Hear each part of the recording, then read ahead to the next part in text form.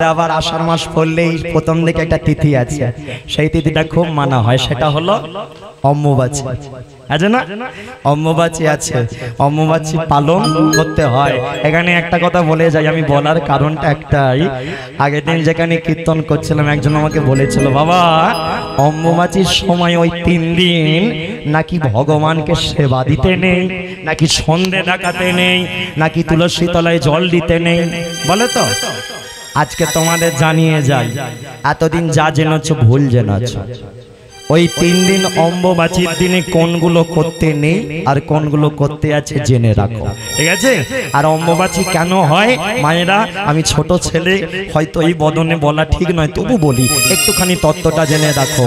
আমাদের মায়েরা যেমন ঋতুব্রতা হয়, যেমন মাসে মাসে ঋতুব্রতী হয়, এই ধরিত্রী জননীও কিন্তু ঋতুব্রতা হয়, ঋতুব্রতী হয়, ঠিক আছে?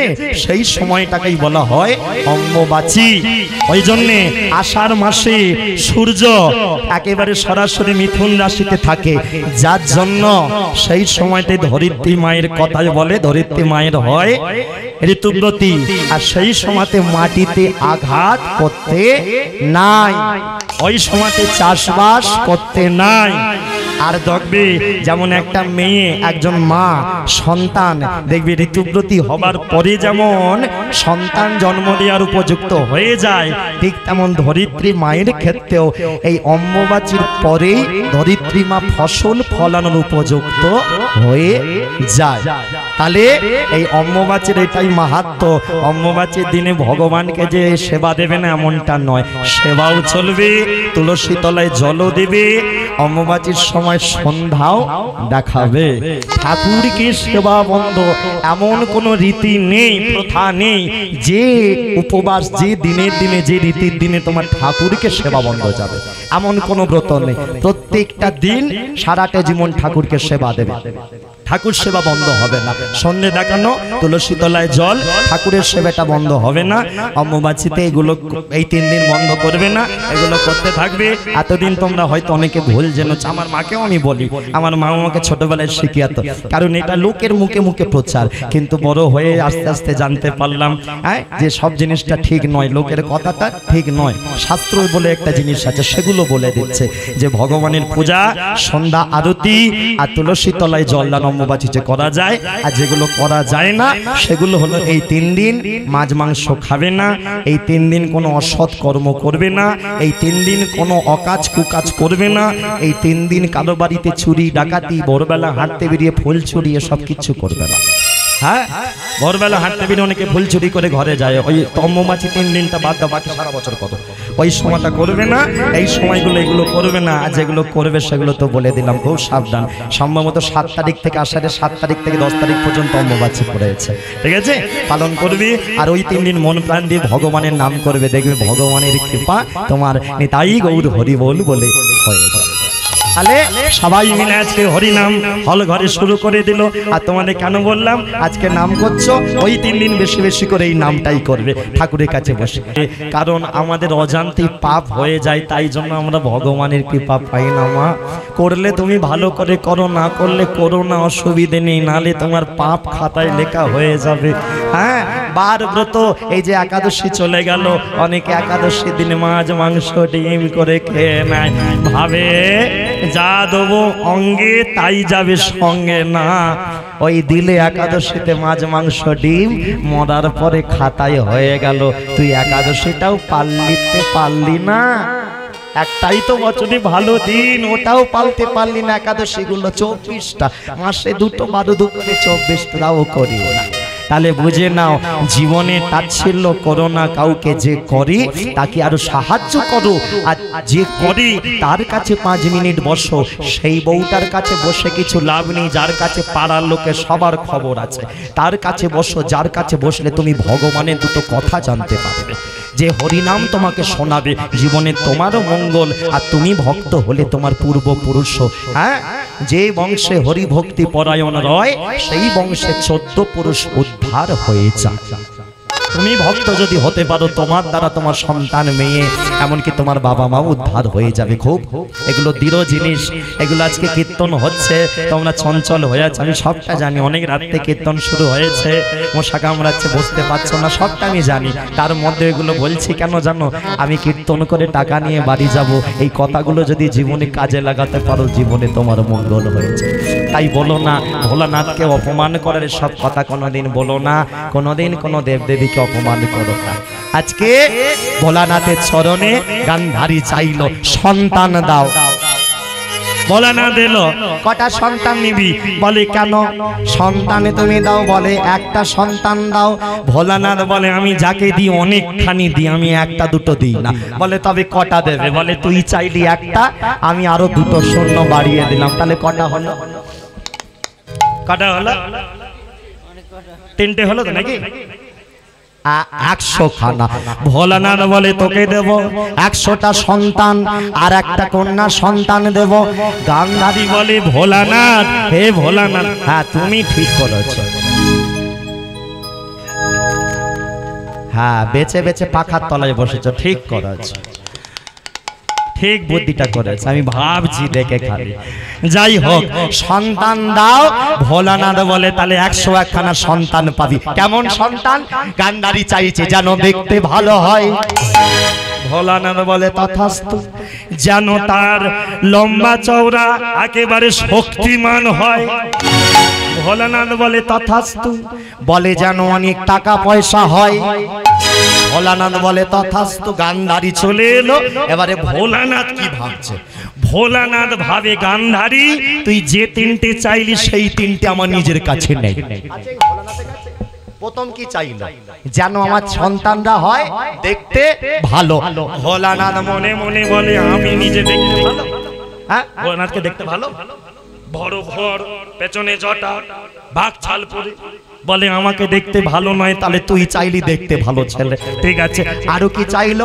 যেন হয় শক্তিশালী। ভোলানাথ বলে আমার শক্তি আছে, সবাই ভাবে আমার হাতে ত্রিশূল, আমি হয়তো সবাইকে মারতে পারি না, আমার মারামারি করতে একদম ভালো লাগে না। ওই যে লোকটা চক্র নিয়ে বসে আছে, ওই যে লোকটা চক্র নিয়ে বসে আছে, না না তুমি নয়, নারায়ণের কথা বলছি। নারায়ণ, নারায়ণ উনি খালি আমাকে যুদ্ধের দিকে ঠেলে দেয়, না আমার যুদ্ধ করতে ভালো লাগে না। আর 3 নম্বর কি চাইলো? জানো টাকা পয়সা হয়। আচ্ছা ভোলানাথের নিজের টাকা পয়সা আছে? কি গো আছে? যদি থাকতো বাঘ চাল পরে ঘুরতো। ভোলানাথ থাকে কোথা? শ্মশানে, মশানে, কৈলাসে, ছাই বর্ষকে। তাহলে বুঝে নাও, গান্ধারী চাইছে আমার ছেলে যেন দামি বডি স্পেশাল মাকে, আর ভোলানাথ বলে আমি তো ছাই মেখে সারা জীবন কাটতে দিলাম, তুই আমার কাছে তাহলে ভুল চাইলি। ভুল লোকের কাছে ভুল চাইলে ভুল হয়ে যায়, যেমনটা আমরা করি। আমরা গর্ভে সন্তান এলে বলি বৌমা যেন ছেলে হয়। হ্যাঁ, আজকে হরিনাম করছি, মিথ্যে কথা নয় মা। এই সামনে আষাঢ় মাসে আমার নিজের বাড়ির বউ সন্তানের জন্ম দেবে, সবাই কালী বলে স্বরূপ তোমার ছেলে হবে। আমি বলি তোমাদের মুখ বলো। বলে কেন? আমি বলি এত ছেলে ছেলে করছো, মেয়ে যদি হয় তাহলে কি আমি ফেলে দেবো? ভগবান কৃপা করুক, মেয়ে বা ছেলে দুঃখ নাই, যেন সুস্থ সবল হয়ে জন্ম নেয়, যেন ভালো হয়। আমার চাওয়া, আমি নিজের স্বরূপ মণ্ডল কীর্তন গাই। আমি কি চাই জানো? আমার টাকা পয়সা তার নাই থাক, সে গায়ের রং ফর্সা নাই হোক, সে যেমনই হোক, যেন সুন্দর সুস্থ সবল হয়, আর যেন কৃষ্ণ ভক্ত হয়। এটাই আমরা ভুল হয়ে যায়। গান্ধারী চাইলো, পেল, আনন্দে নাচতে নাচতে স্বামীর কাছে ধৃতরাষ্ট্রে, স্বামী হয়ে গেছে, সন্তান তুমি পাবে, কদিন বাদে তোমাকে বাবা, তুমি বাবা ডাক শুনতে পাবে, তোমাকে বাবা হওয়ার সুযোগ আমি করে দিলাম, চিন্তা নেই। আনন্দে আত্মহারা, এই যে রাধা নামে দাও তালি, আরে সন্তান আমি তোমাকে দিচ্ছি। এতদিন সবাই বলে স্বামী সন্তান দেয়, আজকে গান্ধারী স্ত্রী হয়ে স্বামীকে সন্তান দিচ্ছি। রাধা নামে দাও তালি, ও রাধা রানী হামারি।